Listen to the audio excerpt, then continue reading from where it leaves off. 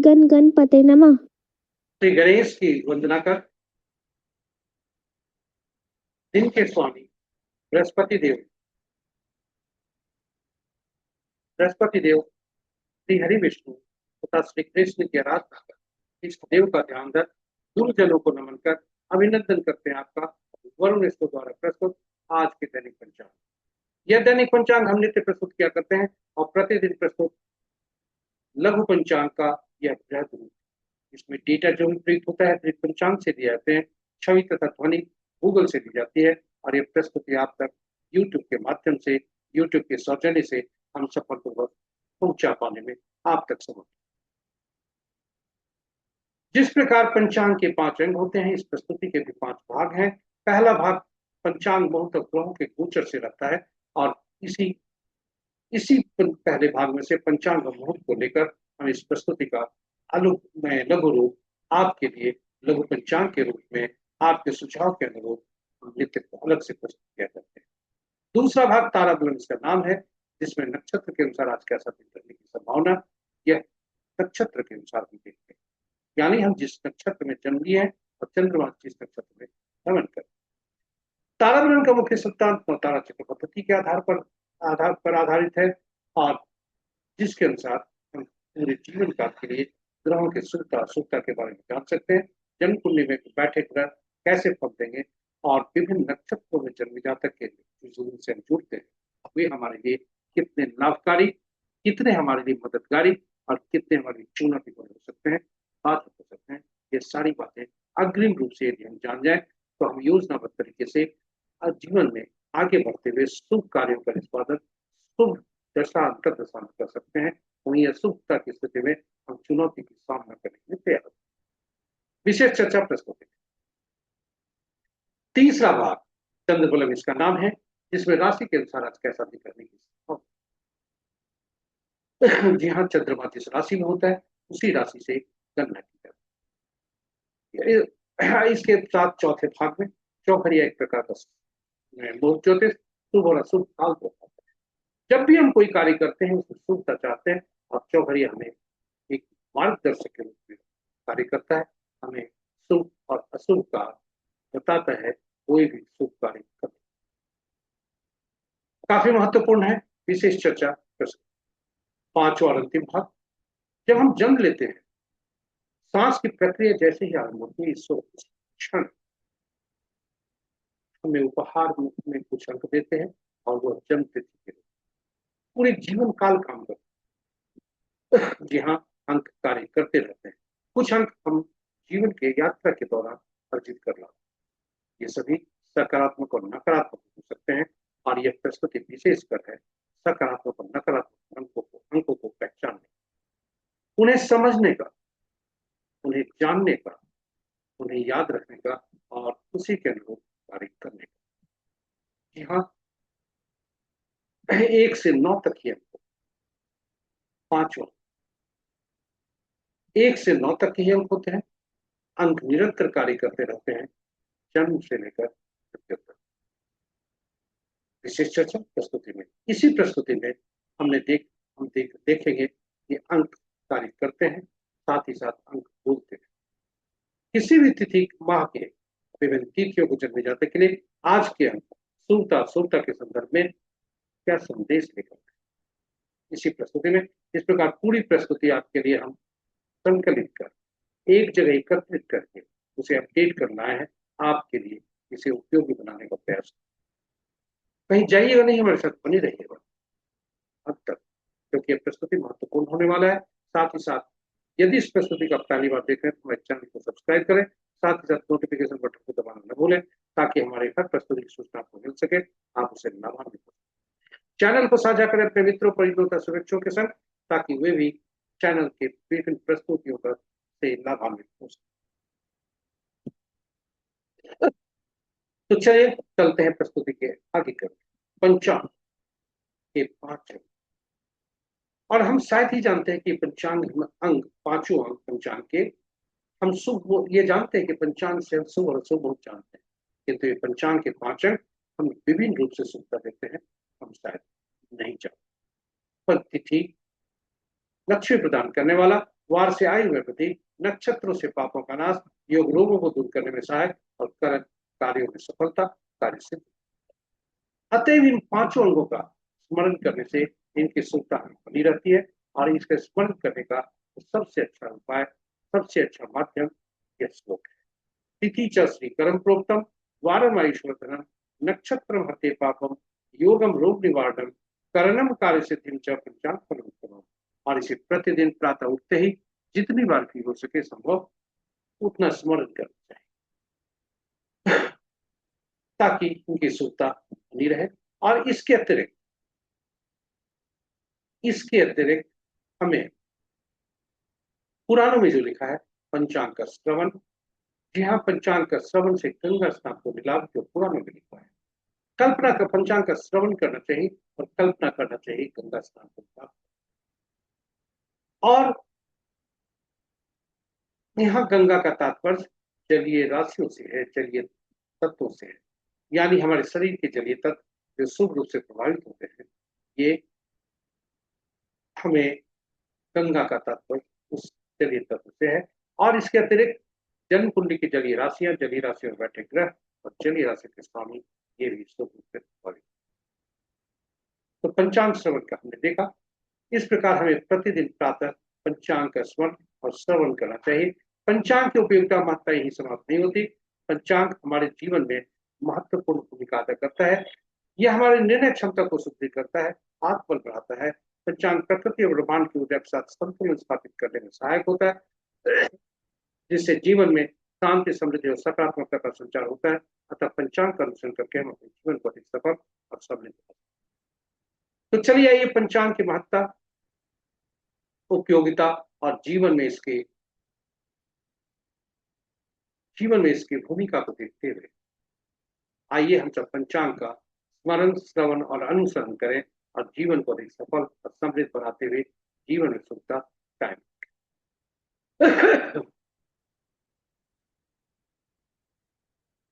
जी हाँ, साझा करें प्रस्तुति को अपने मित्रों, परिजनों, शुभेच्छों के संग, ताकि वे भी पंचांग का प्रतिदिन स्मरण, श्रवण और अनुसरण करके जीवन में सुखता बनाए रखें। इसके साथ जय श्री राम। प्रस्तुति के अगले भाग, मुख्य भाग में, और जब जाने के क्रम में श्री राम का नाम उच्चारण करते चलते हैं, और जहाँ श्री राम होते हैं वहीं भाई हनुमान भी होते हैं। जय श्री राम। जय भाई हनुमान।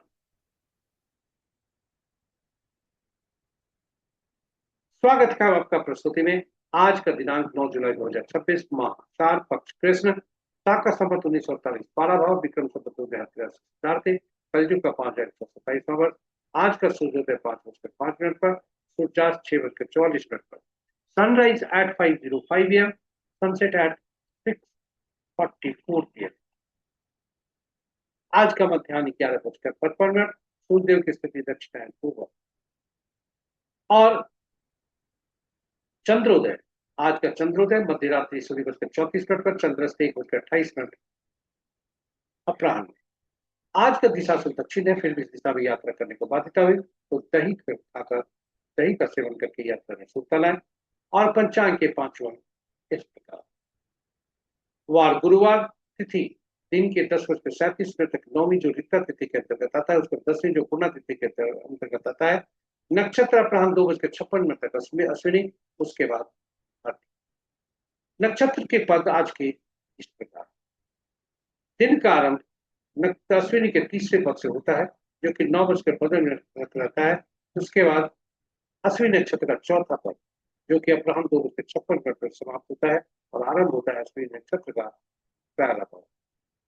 अश्विनी नक्षत्र का भरणी नक्षत्र का पहला पद, और ये भरणी नक्षत्र का पहला पद रात्रि के 8:34 पर, दूसरा पद देर रात्रि 2:10 पर, और कल का सूर्योदय भरणी नक्षत्र के तीसरे पद।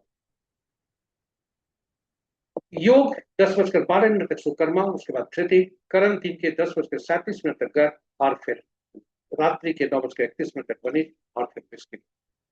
ये रहे पंचांग के 5 महत्वपूर्ण मुहूर्त में जाने के पूर्व भोलेनाथ का वास देखते हैं। भोलेनाथ का वास का शुभता कैसी है, जो कि रुद्राभिषेक के लिए काफी उपयोगी हो सकता है।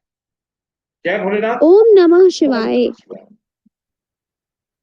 जब तक नौवीं तिथि है भोलेनाथ सभा स्थल पर है, और जब 10वीं तिथि है, भोलेनाथ क्रिया स्थल पर है, दोनों शुभ नहीं। जय भोलेनाथ। ओम नमस्कार। ओम नमः शिवाय। महत्वपूर्ण मुहूर्त के शुभ मुहूर्त में जाने के पूर्व गीता की ये महत्वपूर्ण पंक्तियां। मनुष्य का अधिकार केवल कर्म पर है, फल पर नहीं। यानी परिणाम हमारे हाथ में नहीं है। अतः जिम्मेदारी के साथ कर्म करने के लिए सबसे अनुकूल मुहूर्त का चुनाव करना ही हमारी पहली सफलता है। अनुकूल मुहूर्त में कार्य आरंभ करने से मार्ग में आने वाली समस्त बाधाओं को हम सफलतापूर्वक और खुशी खुशी पार कर सकते हैं, जो मानव जीवन के हर चरण का अपरिहार्य हिस्सा होता है। तो इसी के साथ ही हम आपको शुभ और शुभ मुहूर्त में चलते हैं। शुभ मुहूर्त में सबसे प्रभावी अभिजीत को दिन के 11:27 से 12:22 तक, अमृतकाल प्रातः 8:03 से 9:35 तक, सर्वार्थ सिद्धि जो प्रातः 5:05 से 2:56 तक, विजय मुहूर्त 2:11 से 2:56 तक, विजय मुहूर्त 2:11 से 3:06 तक, गोधूली बेला संध्या 6:43 से 7:04 संध्या तक, निशिता मुहूर्त देर रात्रि 11:34 से मध्य रात्रि 16:16 तक। रात्रि में किए जाने पूजा पाठ जब तक साधना तक अपराधी करें, निशिता मुहूर्त श्रेष्ठ हुआ करते हैं। अशुभ मुहूर्त में सबसे प्रभावी राहु काल अपराह्न 1:37 से 3:19 अपराह्न तक, गुलिक काल प्रातः 8:30 से 10:12 तक दिन तक, यमगन प्रातः 5:05 से 6:47 तक,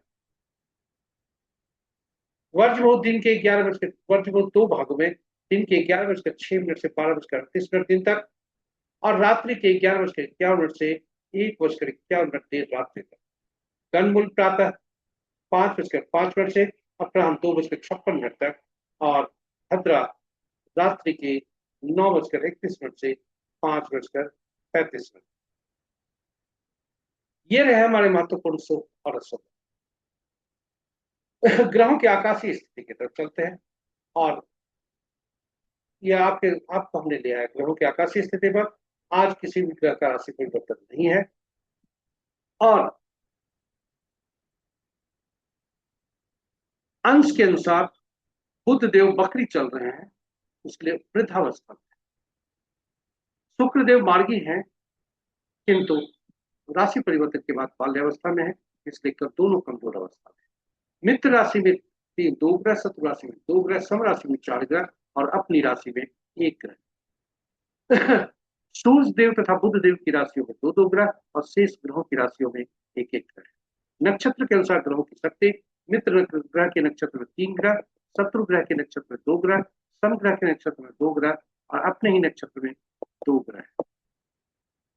केतु देव के नक्षत्र में 3 ग्रह, बृहस्पति देव के नक्षत्र में 2 ग्रह, सूर्य चंद्र मंगल के नक्षत्र में कोई ग्रह नहीं।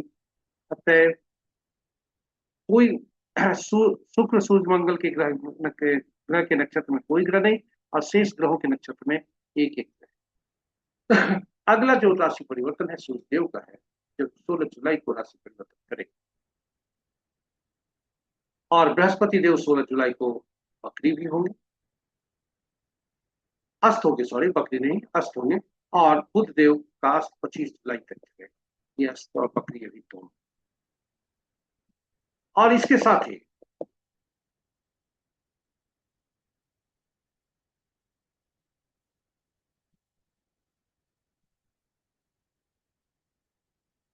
साथ ही ये नक्षत्र को परिवर्तन और ग्रहों के वक्रत्व की स्थिति। बुधदेव का वक्रत्व 24 जुलाई को समाप्त होगा, और शनि देव 27 जुलाई से बढ़ेगा, जो कि काफी लंबी अवधि दिसंबर तक है। इस प्रकार हम आपको अब ले आए हैं ताराबलम पर 30 दूसरी प्रस्तुति ताराबलम। और ताराबलम मुख्यतः 9 तारा चक्र पद्धति पर आधारित है, और ताराबलम के समक्ष ये साथी जो है, इसमें अश्विनी सॉरी जो नक्षत्रों के नाम है, वह जो हॉरिजॉन्टली नक्षत्रों के नाम है, वो चंद्रमा के गोचर से संबंध रखता है। ताराबलम के समक्ष जो वर्टिकली नक्षत्रों के नाम है, वह हमारा आपका जन्म नक्षत्र। दोनों लाइनें जहां मिलती है, हॉरिजॉन्टली वर्टिकली, दोनों लाइनें जहां मिलती है, वो भी आज का फर्क होता है विभिन्न नक्षत्रों के अनुसार। आज और चंद्रमा जो कि दिन में गोचर करते हैं, नक्षत्र परिवर्तन करते रहते हैं, इसके प्रतिफल 2 भागों में भी। तो ये रहे वर्टिकल और हॉरिजॉन्टल लाइन जहां मिलेंगे वो आज का प्रतिफल होगा। यदि आज का प्रतिफल संपत्तिशील साधक मित्र या मित्र होकर शुभता की तरफ संकेत देता है, जिसमें दैनिक कार्य को करते हुए नए कार्यों का हम आरंभ कर सकते हैं। वहीं यदि आज का तारा जल, विपद, प्रत्यय और नैथन्य हो तो वह संकेत देता है अशुभता का, जिसके अंतर्गत दैनिक कार्यों में सावधानी और नए कार्यों को आरंभ करने से मना है। तारामंडल मुख्यतः नौ तारा चक्र पद्धति पर आधारित है, जिसके अनुसार ग्रहों के मन नक्षत्र होते हैं। प्रश्न उठता है 27 नक्षत्र 9 ग्रह, हम कौन कौन से ग्रह की नक्षत्र के फल पाएंगे। इसके लिए 27 नक्षत्रों को 9 नक्षत्रों की सूची बनाकर 3 श्रेणियों में रखा जाता है। पहला से 9वां, 10वां से 18वां, 19वां से 27, और ग्रहों को महादशा के क्रम में रखा जाता है। और केतु शुक्र सूर्य चंद्रमा मंगल राहु जो बृहस्पति शनि और बुध, और पहला ग्रह केतुदेव बनते हैं। इनके साथ पहला नक्षत्र संबद्ध होता है, पहला 10वां 19वां हर श्रेणी में से, यानी पहला 10वां 19वां नक्षत्र जो हर श्रेणी में से पहला है उसका स्वामित्व केतुदेव हो जाता है। दूसरा ग्रह शुक्रदेव, दूसरा 11वां 20वां नक्षत्र का स्वामित्व शुक्रदेव को, और इस प्रकार घड़ी की सुई की दिशा में आगे बढ़ते हुए बुध 9, 18वां 27वां नक्षत्र का स्वामित्व बुध देव हो जाता है। और यह सारणी इस प्रकार बनती है। इस सारणी में से हम अपने नक्षत्र को चिन्हित करते हैं, जन्म नक्षत्र, और फिर शीर्ष की ओर बढ़ते हैं और उसमें यह देखते हैं कि आज का जन्म नक्षत्र क्या क्या है, कौन सा ग्रह हमारा जन्म नक्षत्र है, यानी पहला ग्रह कौन है, और जो ग्रह है उसका नक्षत्र स्वामी वही पहला ग्रह बनता है, जन्म नक्षत्र बनता है, और जीवन की गणना वहीं से आरंभ होती है। घड़ी की सुई की दिशा में गणना हम करते हैं, बुध तक जाते हैं, और केतु देव से यात्रा आरंभ करके पुनः हम जो कुछ जन्म ग्रह है उसके ठीक पिछले ग्रह तक हम गणना करके करते हैं। पहला ग्रह जो भी बना वह हमारा वहीं से जीवन यात्रा शुरू होती है, और वही हमारा जो है उसी ग्रह की महादशा में हमारा जन्म। यह काफी उपयोगी है, काफी महत्वपूर्ण है। यह जन्म ग्रह बनते हैं और इन्हीं की ग्रह की महादशा में हमारा जन्म हुआ होता है। आइए देखें कि जन्म ग्रह कैसे फलते हैं। जी हाँ, उसकी थोड़ी विवेचना करते हैं। जो जन्म ग्रह बनता है, जिसकी दशा अंतर दशा में हमारा पहला ग्रह बनता है, जिसके दशांतर दशा में हमारा जन्म होता है महादशा में, और जिसकी महादशा में जन्म होती है, और वह ग्रह की दशा अवधि जो हमें सामना करने हैं वह हमारे समक्ष होता है विंशोत्तर दशा के अंतर्गत। उदाहरण स्वरूप एक हम जातक की जन्म कुंडली है, बृहस्पति की दशा में इसका जन्म हुआ है, और बृहस्पति के 5 साल 2 महीना 13 दिन जातक को सामना करने हैं। शुभता अशुभता दोनों हो सकते हैं, और यह जन्म कुंडली पर निर्भर करता है, किंतु यह दशावधि अंतर दशावधि हम जान सकते हैं कि 5 साल 2 महीने 13 दिन इसके जन्म समय का है। किंतु बृहस्पति की जो महादशा होती है वो 16 साल की होती है, यानी 10 साल 9 महीने 17 दिन का क्या हुआ।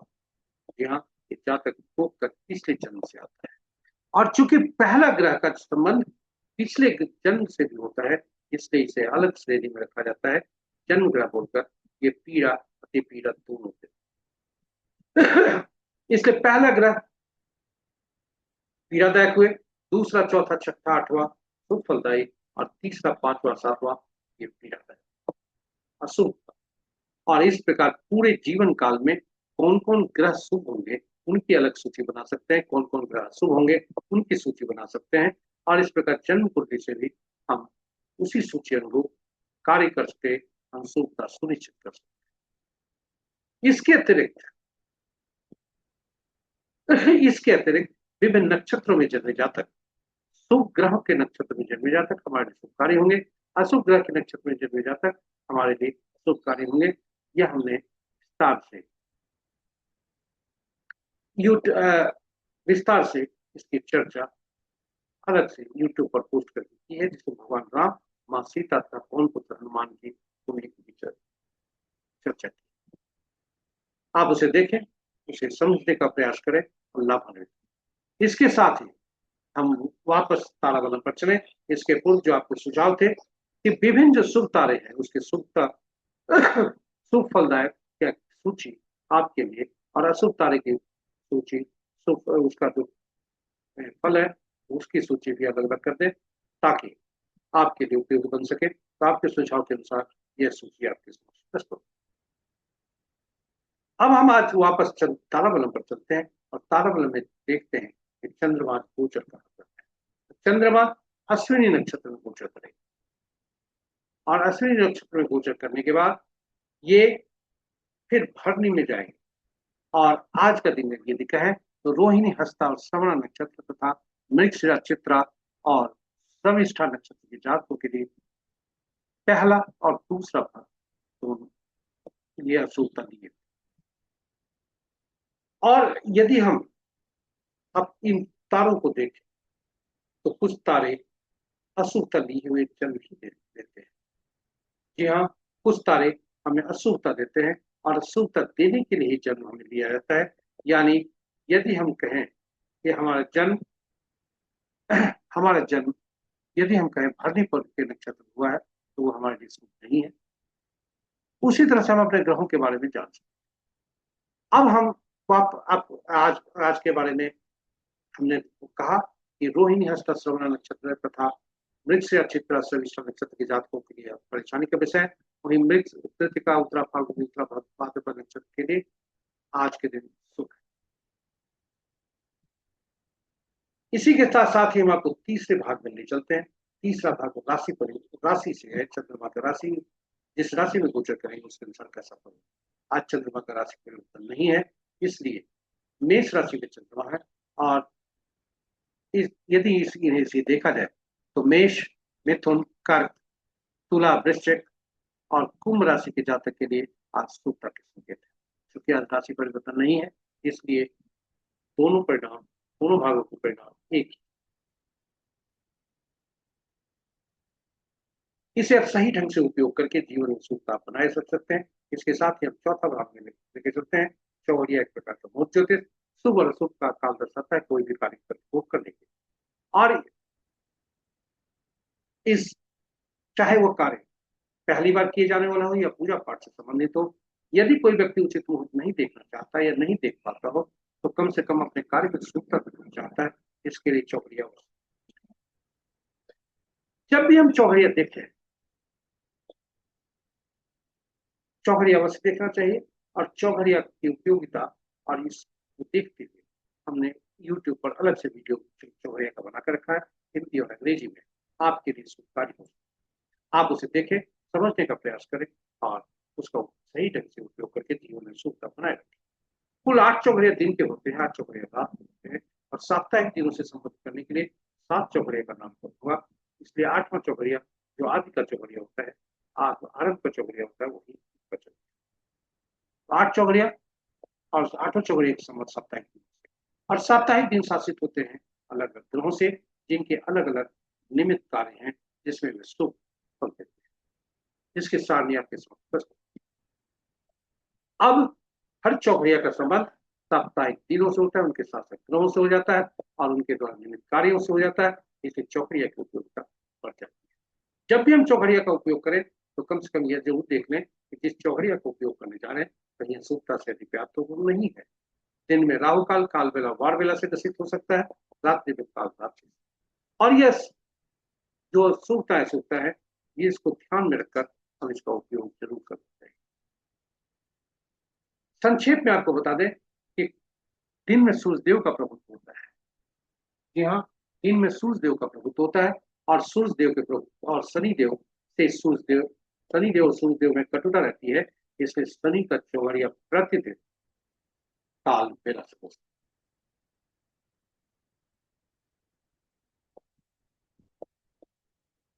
उसी तरह से रात्रि चंद्रमा का और बुध देव कंफर्टेबल नहीं होते चंद्रमा के साथ, इसलिए दोनों में अनबन रहती है। और यही वजह है कि बुध का चौहरिया प्रति रात काल रात्रि से ग्रसित होता है, कोई अन्य चौहरिया रात्रि में ग्रसित नहीं होते। यह हमने अनुभव के आधार पर प्रस्तुति को प्रस्तुत करते करते रिसर्च में हमने पाया है, जो आपके साथ हम साझा करते हैं। चलिए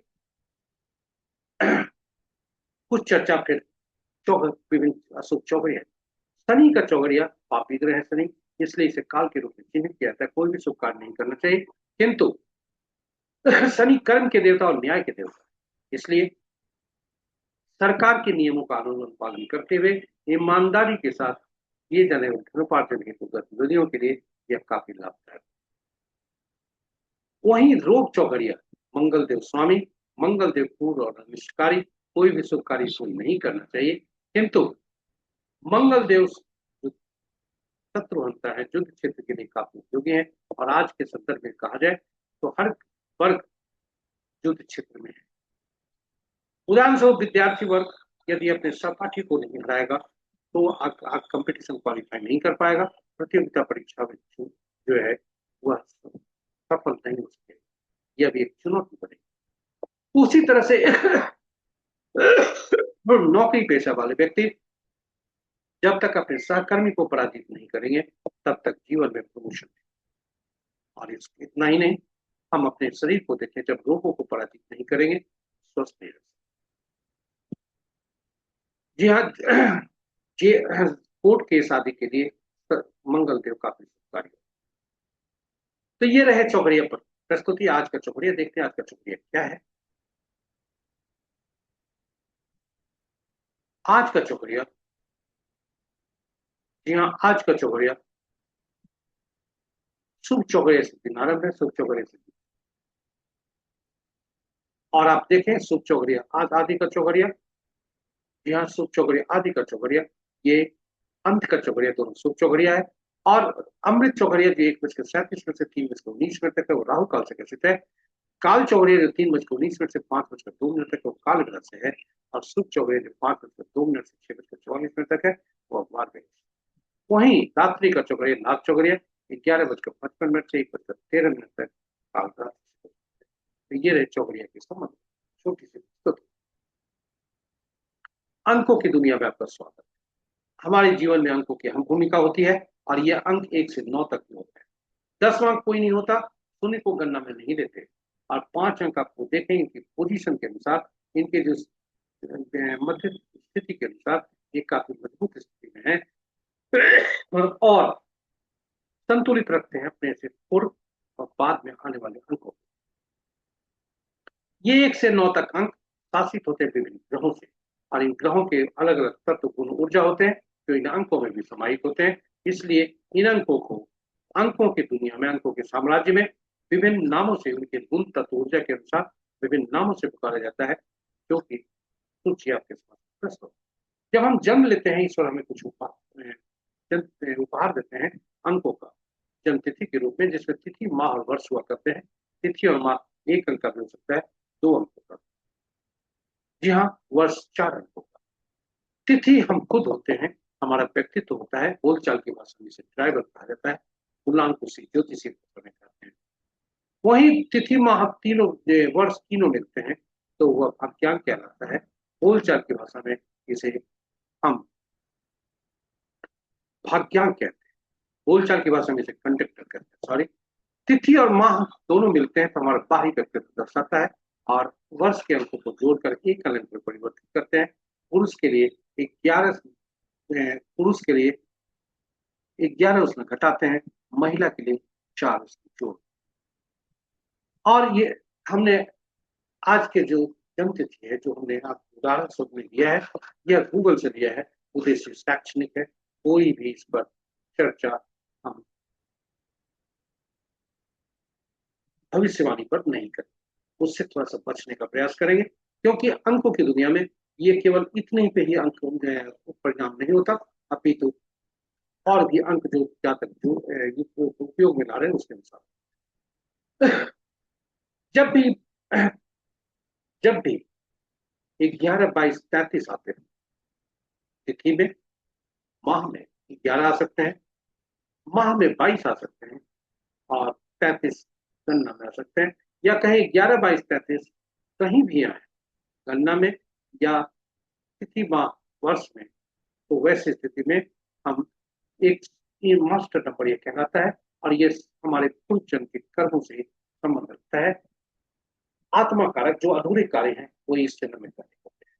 वही 13, 14, 16, 19 जब अंक होते हैं तो यह हमें पूर्व जन्म के ऋण से बताता है जो हमारे कर्मों द्वारा किया हुआ ऋण है। और यह ऋण इस जन्म में कर्म करके चुकता है। इस पर विस्तृत चर्चा हम अलग से करेंगे। ड्राइवर और कंडक्टर जो बहुत महत्वपूर्ण होता है। यदि आप कल्पना करिए, बस में ड्राइवर और कंडक्टर की शत्रुत हो गए तो बस का चलना मुश्किल है। हमारे इस जीवन में भी यदि ड्राइवर और कंडक्टर का अंक आपस में शत्रुत हो गए तो हमारा जीवन स्ट्रगल का होता है। आवश्यकता होती है इन अंकों को संतुलित करने का, और इसके लिए हम कोई ऐसे अंक का सहारा लेते हैं जो दोनों के मिलकर। जी हाँ, दोनों के मिलकर। और ये जो अंक हैं 1 से 9 तक, जो जन्म तिथि में कुछ अंक आए हैं, कुछ नहीं भी हो सकते, यानी सभी 9 अंक जन्म तिथि में आ जाए, ऐसा कल्पना करना थोड़ा नामुमकिन होता है। ऐसा संभव नहीं होता है। बहुत रेयरेस्ट ऑफ रेयर में ऐसा होता है कि सभी अंक जातक के उपलब्ध है।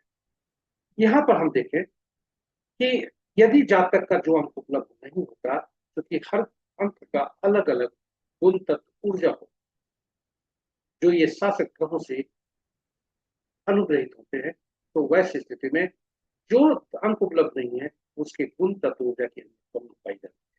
साथ ही साथ कुछ ऐसे भी अंक हो सकते हैं जो 2 बार से ज्यादा प्रयुक्त, यानी 3 या 3 बार से ज्यादा प्रयुक्त हुए, तो उसका प्रभाव हमारे जीवन में पड़ता है। क्योंकि सकारात्मक अंक होते हुए भी वे नकारात्मक। आप जल्दी आज देखते हैं एक जन्म को इस जन्म कुंडली से आकलन करते हैं। तो इनका जन्म तिथि से यदि हम आकलन करें, 200 ग्रेड का सहारा लेते हैं, तो 2 और 3 ये 2 अंक इनका अंक बनते हैं। 9 अंक 2 बार आ चुके हैं, और शेष अंक 4, 5, 7, 8, 6 एक बार। ड्राइवर और कंडक्टर को संतुलित करने का के लिए हम ऐसे अंक का सहारा लेते हैं जिसकी आयु लंबी हो, जो जीवन पर्यंत कार्य करते हैं, क्योंकि अंक कार्य करते हैं। और इसके लिए एक नाम ही सहारा होता है जो जीवन। इसलिए नाम को ही हम बेस बनाते हैं। नाम का पहला अक्षर काफी महत्वपूर्ण होता है, चेतना जगाता है, और यहीं पर नाम का हमारा पहला अक्षर और नाम पूरा नामांक ये महत्वपूर्ण है। नाम से हम संतुलित कर सकते हैं अंकों को, जो गुणांक और भाग्यांक। इसलिए हर ज्योतिषी, हर अंक शास्त्री नाम का ही सहारा लेते हैं। क्योंकि कोई भी अंक जो प्रयोग करते हैं वह स्थिर नहीं होता, वो स्थायी नहीं। तो ये रही बात। और अब हम देखते हैं कि ये जन्म तिथि, हाँ, आपके अनुसार नाम का जब हम अंक का सहारा लेते हैं तो ऐसी दुविधा मन में हो सकती है कि नाम में तो अक्षर होते हैं, अंक कहाँ से आए। तो आपके समक्ष में प्रस्तुति की सभी अक्षरों के अर्थ होते, इससे हम बदल कर अंक अक्षरों को अंकों में बदलकर इसे जोड़कर फिर हम आगे बढ़ते। तो ये रहा आज का ये। अब हम नाम का सहारा जब लेते हैं तो फिर आज का जो जन्मतिथि है वह है जयवर्धन सिंह, ये पॉलिटिशियन। जी हाँ, ये जयवर्धन सिंह 1986 इनका जन्मदिन है। और इनका जो जन्म तिथि का अंक आया है, पहले अंक का, वो 1 आ रहा है नाम का, और नामांक इनका 8 आ रहा है। भावल इनका ज्यादा है जो कि शुभ है। नामांक इनका 8 पर आ रहा है। अब आइए चलते हैं, देखते हैं दुश्मन को। इन्हें पहले जन्मदिन की हार्दिक बधाई। और आइए चलते देखते हैं दुश्मन के अंकों को। तो दुश्मन का अंक आपका इस प्रकार 1 का 8, 2 का 4, 6, 8,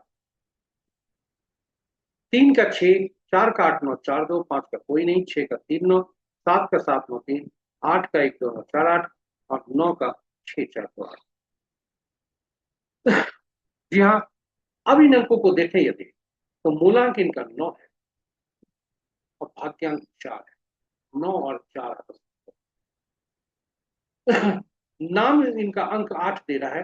ये नामांक जो मूलांक है और भाग्यांक दोनों के ये 8 अंक सब, इसलिए इनका नाम में करेक्शन करना अत्यंत आवश्यक, क्योंकि इनका नाम इनकी असली जो पहचान है या इनका जो असली परफॉर्मेंस है उसको खूब प्रभावित कर। इसके साथ ही हमने देखा तो ये दुश्मन अंक कौन कौन है। आइए दुश्मन अंक में एक और नई बात आपको बताएं। कुछ अंक ऐसे होते हैं जो अपने के ही दुश्मन होते हैं। 4, 7, 8, 9 ये जो अंक है अपने के ही दुश्मन है। इसलिए ये अगर सकारात्मक भी हो जाए तो अगर कई अंक मिल जाते हैं इनके अपने, तो ये प्रसूरता देते।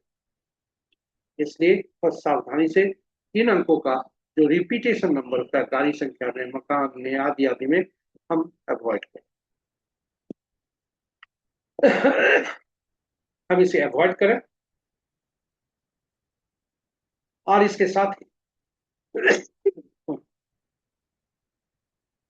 हम आपके समक्ष में रखा है अंक, हर अंकों का शत्रु अक्षर, जिससे नाम का पहला अक्षर से नहीं, क्योंकि नाम का पहला अक्षर काफी उच्च है। इनके लिए यदि हम कहा जाए तो 1 और 9 मूलांक का भाग्यांक जो है 9 और 4 है, इसके साथ एक की मित्रता, शत्रुता नहीं है, इसलिए ये। अब आगे हम चलते हैं, किंतु 1 और 8 जो इनका संबंध है, नाम का पहला अक्षर और नामांक, इसमें शत्रुता है, कटुता। और इसके साथ ही हम अंक हमने देखा, अंक कार्य करते हैं। आइए अंत में पर साल कैसा दिखेगा, इसके लिए जातक का यदि हम देखें तो जन्म तिथि, ओरिजिनल जन्म तिथि से हम वर्ष के अंक को निकालकर वर्तमान और तब देखते हैं भाग्यांक कितना निकलता है और इसका रनिंग एज और जो पर्सनल ईयर आया वो आपस में शत्रुवत है। और इतना ही नहीं, ये मूलांक और भाग्यांक दोनों के शत्रुवत है, इसलिए ये थोड़ा सा सावधानी पर जरूरत लगती है। इसके साथ ही आज का अंक देखिए, आज का अंक 8 है और 8 किसी का मित्र नहीं है, तटस्थ है 5, 6, 7 के साथ। यानी किसी भी माह के विभिन्न तिथियों में, किसी भी माह के 5, 14, 23 तारीख, 6, 15, 24, 7, 16, 25 तारीख को जन्म जातक के लिए आज का दिन तटस्थ। वहीं से सभी अंक वाले के लिए दिनाधिकतम में सावधानी जरूर। इसी के साथ ही हम आपके पास समझ सारणी लेकर के आए हैं आज के प्रश्न। जी हाँ, ये सारणी पंचांग का स्मरण, श्रवण और अनुसरण करें, जीवन में शुद्धता बनाए रखें, अपने ग्रहों को पहचाने, समझें और उसके अनुरूप कार्य करें, अनुकूल मुहूर्त में कार्य आरंभ कर शुद्धता सुनिश्चित करें, नक्षत्रों के संकेत महत्वपूर्ण होते हैं, इसे पहचाने, समझें, उसका सही ढंग से उपयोग करें। चंद्रमा मन का कारक होता है, राशि के भ्रमण हम सबको प्रभावित करती है, इसलिए बहुत ज्यादा इसके बारे में सोचना सही नहीं है। और चौघड़िया का मार्गदर्शन हमेशा हमारे लिए हितकारी हुआ करता है। और अंत में अंकों के को समझें, उन्हें पहचाने, जीवन में सही अंकों का चयन कर सकारात्मकता सुनिश्चित। इसी के साथ ही यह प्रस्तुति यहाँ पर समाप्त होती है। हमारे साथ बने रहे, इसके लिए बहुत बहुत आशा करते हैं पूरी प्रस्तुति आपके लिए उपयोगी सिद्ध होगी। यदि इस प्रस्तुति का पहली बार देख रहे हैं तो हमारे चैनल को सब्सक्राइब करें, साथ ही साथ नोटिफिकेशन बटन को दबाना ना भूलें।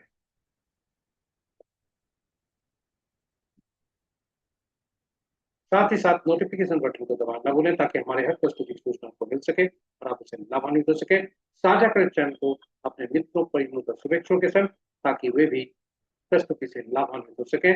और अंत में यदि सुझाव आपके मन में प्रस्तुति को देखने के क्रम में आया है तो यूट्यूब के कमेंट बॉक्स में कमेंट करके सुझाव जरूर दें, प्रस्तुति को बेहतर ढंग में सहयोग करें और हमारा अनुभव करें। इसी के साथ ही आज के दिवस के देवता बृहस्पति देव, गुरु बृहस्पति देव और साथ ही साथ लक्ष्मी नारायण और राधे कृष्ण जी से प्रार्थना करते हैं तो उनकी असीम कृपा पर बनी रहे आपका दिन। जय बृहस्पति देव, जय लक्ष्मी नारायण, ओम नमो नारायण, जय श्री कृष्ण, राधे राधे।